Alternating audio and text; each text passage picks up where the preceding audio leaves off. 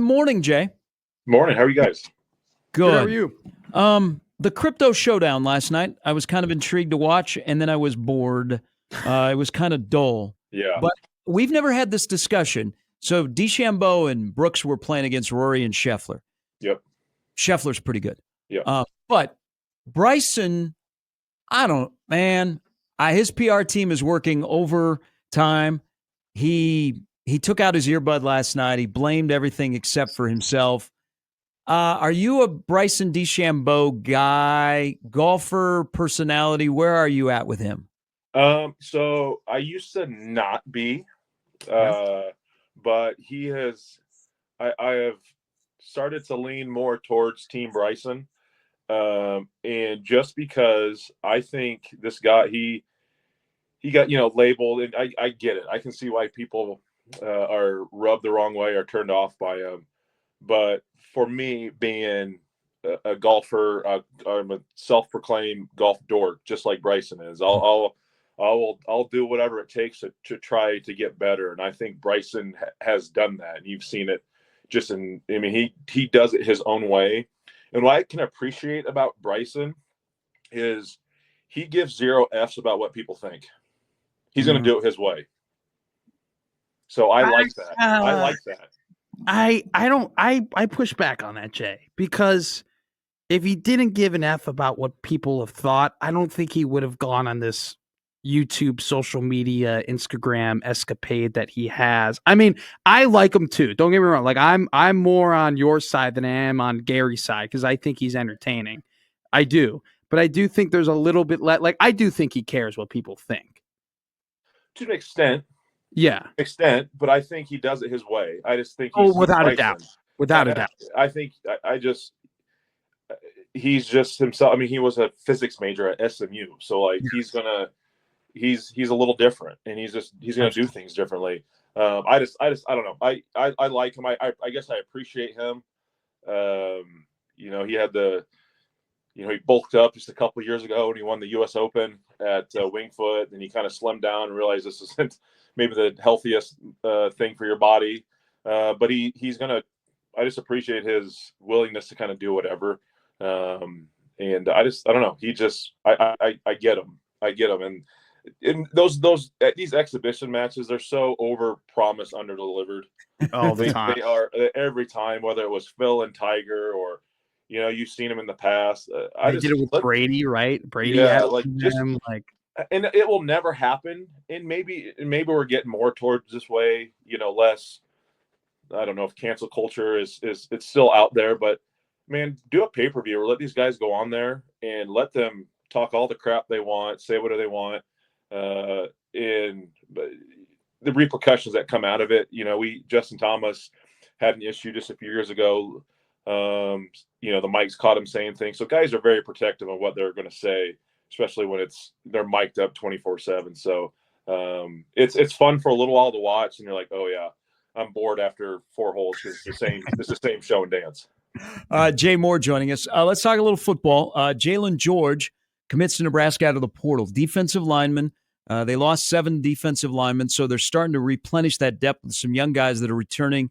And it's, Nash and Ty just don't fall off a tree. So Nebraska's got to pick and choose the way they move along on that defensive line. But I'm looking at Jalen George, and I don't know if you've had a lot of time to look at his film from East Tennessee State. He's 6'2", he's 265, so there's something there. But how soon, and I know guys can be versatile, but how soon do coaches go, yeah, that guy would be better at a 3 tech or a 5 tech? Yeah, body size is definitely going to play part of that. And kind of what he's played before, I have not seen a whole lot of tape or film, just maybe a clip or in pictures here and there from social media. To me, it's if you've played a 3 technique before, and he might have played a 3 technique at a smaller school, you can do that. But then it's like, okay, depending on who's the competition he's played against, I'm guessing the best film to judge that is some non-conference game. If they played an SEC team or, ACC, Big Ten team in the non-con, you can kind of see how he does in that scenario. But if he struggled, but you like his frame, his production, his body size, you can potentially move him to a 5 technique. Those are 2 mean, that's an apples and oranges type of situation. A 3 technique, you are in there. You're amongst it, man. You're playing in a phone booth. You're dealing with double teams. It's tight quarters. Where a 5 technique, you're kind of out on the edge. Now you talk to some guys. Some guys love defensive tackles, love a 3 technique, and you put them on the edge. They hate it. They feel like they're out in space. They don't like that. You put me in a 3 technique, and I was a fish out of water. I hated it. I had to do it a few times. Not a. Oh, we cut out there for a second. Oh, we didn't pay our bill. He's buffering right now. Yeah. Mm-hmm. Jimmy on cue. I think we're having a little connection issue with Jay. That sucks. He's there, but he's not there. He'll be back. He was crafting up one hell of an answer there. I mean, that was incredible insight. What would you be best, a 5 technique or a 3 technique, Gary? I like inside. Yeah, I like playing in a phone booth. I think I'm really quick to play on the outside, so I think I would pass on. You like to be in the that. Sandbox? Oh, we go. All right. Jay is back with us. Sorry, Jay. Yeah. I'm on my phone, and then when people call my phone, I get kicked off. It goes. I get kicked off the stream. It's. I can get back to where we were talking. It's a crazy. It's different. I think you got to get him in here and kind of see what he's going to be comfortable with. But I think in the system anymore, unless you're going to play that jack spot where you're sitting up, you got to play. You're going to play a 5 technique. You're going to play a 4, a 3, a 4-eye. You're going to play them all. So I imagine he better get comfortable with all of them. So I think he's going to be kind of put in those positions. Jay, when we talk about young quarterbacks, and in particularly when we talk about them getting quote unquote broken, right? We talk about their confidence, right? They're losing their confidence, and confidence is a really big deal when you're playing that quarterback spot. As a guy yourself who played defensive end and who was trying to get the quarterback, could you tell the difference between when you were trying to go and sack a guy that was very confident in his abilities and when you were trying to go after a guy who maybe didn't have that much poise playing that position? Yeah, I don't know. I'm trying to just think, and I'm trying to put myself in where I've played against really good quarterbacks, that played at, the second level. We played Chad Henne in a bowl game at Michigan. Colt McCoy was a freshman at Texas. We played him. I'm just trying to, think. I mean, Colt McCoy was not. I mean, he was rather flustered when we played him in my senior year at home. We got home to him a lot, brought a lot of pressure. It's tough. I think I would say defensive linemen honestly probably get a little more flustered and frustrated because I think good offensive OCs and the quarterbacks. We had good D lines when I was at Nebraska, and we were able to kind of get home with pressure or even with 4 majority of the time. And they got the ball up quick. So that gets you a little frustrated as a defensive lineman. But no, I can't think of really anything. I think, we played USC. I think they had John David Booty. I don't know how much he played afterwards, but he was on a great USC team. In 06, the 05 team was Leinart and Bush and all those guys before that went. They got beat by Texas in the national championship game. But no, I don't think I could really ever tell. I was always kind of in my own world most of the game, trying to just do my job. And then you do your job that play, then you learn from what you did, whether it's good or bad, and then you quickly look to the sidelines to get the next play call and prepared yourself. Yeah. So it was probably a little too difficult to decipher what that quarterback was thinking across from you. I hope to God he was scared out of his mind, but I couldn't tell you. Yeah. Hey, as we move to the bowl game, which is a week from Saturday, especially on the defensive side, now with the elevation of John Butler, the defensive coordinator, he's got some new faces over there that it's not like they got elevated from an analyst and they're in the role for the bowl game. These are new guys that are arriving in the program. Is this going to be, what is the defensive game plan? Like how in depth can you get with guys that maybe haven't been speaking the same language in their previous stop before they showed up in December in Lincoln? Yeah, you can. I don't know how dynamic or in depth you can get with it. I think it's more on the players, who you have. Majority.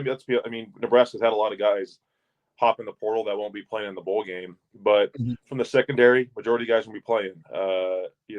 Nash and Tyers, knock on wood, are still going to play. And I know Bayer's gone, but you have some guys that are able to step in that role to fill in that played a lot of football. I think you're still able to do some more dynamic stuff, more complicated stuff if you want to.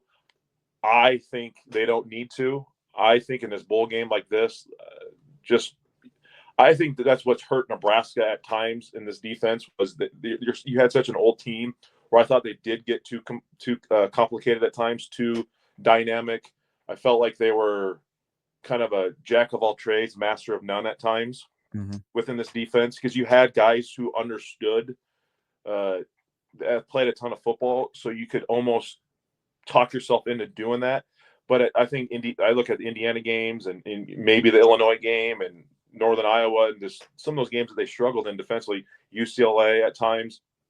You can do too much. So I'd like to, and that's the kind of the kiss of death with this bowl practice time. How in depth do you want to go? Because time is on your side, and sometimes having too much time can be not a good thing for a staff because you get bored. You kind of think, let's try this wrinkle. Let's do this.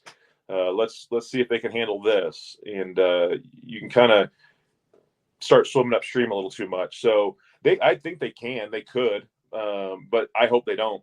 I hope they keep it basic. I think they need to keep it basic. Let's play a lot of young players. Let's see what these guys got. I mean, it's you made it to a bowl game. If you lose it, so be it. It's great if you win. But it's an opportunity to develop and get some young guys some time that you haven't seen yet, and just see what they got in a live game situation.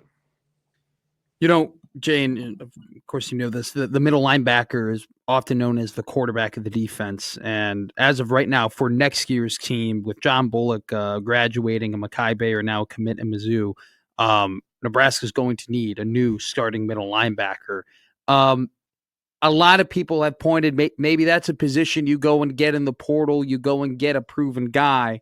But I was wondering, from your perspective, is there bit of a disadvantage of getting a guy who's a middle linebacker in the portal, considering the fact that they kind of have to be the captain of that defense? They have to be the one relaying the message. They have to be the one rallying the troops. Is that a position that you think it would be more advantageous to get a guy doing that who's already been in the program for a couple of years and already knows the people that he's playing with and knows how to be the leader on that field?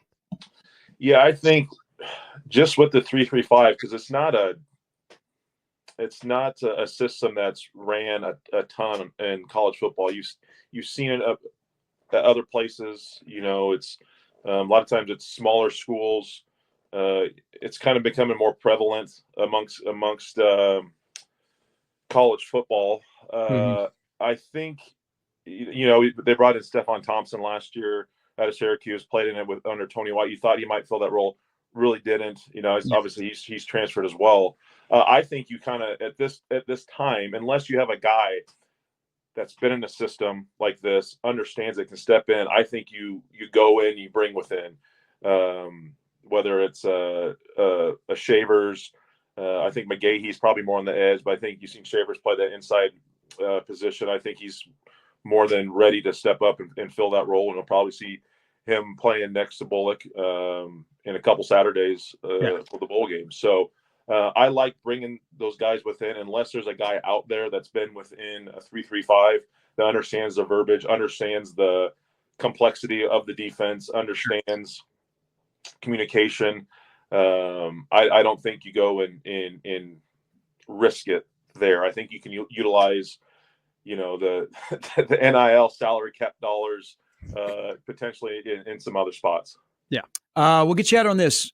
Give me a guy on offense. Give me a guy on defense that's a younger guy that has played a little bit this year or may play a lot more than they played on next Saturday in the Bronx that you're looking for. Offense, defense. Okay. Let's see here. I think I kind of hinted at Shavers, but we've seen this guy at times make some splash plays. And I think with Princewell's departure, I'm looking for a guy like McGahee to kind of step up on that jack spot, provide some pressure off the edge. And again, we don't have you're without Kai Wallen and James Williams as well. We need some guys to rush the passer. They kind of had that package come in and on third down and obviously passing situations. Kai and James Williams were the edge guys who we need guys to step up. So I think McGahee is going to be one of those guys to step in and fill that void in that role. So I'll go him defensively. Offensively, I think, man, you think like a guy like Quinn Clark is a guy that has gotten a lot of hype. We haven't seen a ton yet, but here's a guy that we've seen and has been underutilized. And again, two guys have now popped in my mind too. Is I'm interested to see what Heinrich Harburg does at tight end. Yeah. I love that. Not with Borkature in the portal. I don't know what his situation is. You're going to need somebody to stretch the field, and I'll throw another guy in there, similar roles as Carter Nelson. Yeah, let's see where those guys step up, because those are big-bodied guys who have elite athleticism that can really put stress on your linebackers and safeties. You put them in the right role, so I'll take those two. To see how Holgerson that has 3 weeks to spend more time with them, develop and put them in certain situations. Can I see how that plays out on December 28th? Hey, fantastic stuff. Merry Christmas and happy holidays to you and your family, and enjoy the Pinstripe Bowl, Jay. Yep, thanks, guys. Enjoyed it. Merry Christmas as well, and we'll chat next year, I guess. Yes, we will. That's Jay Moore. Here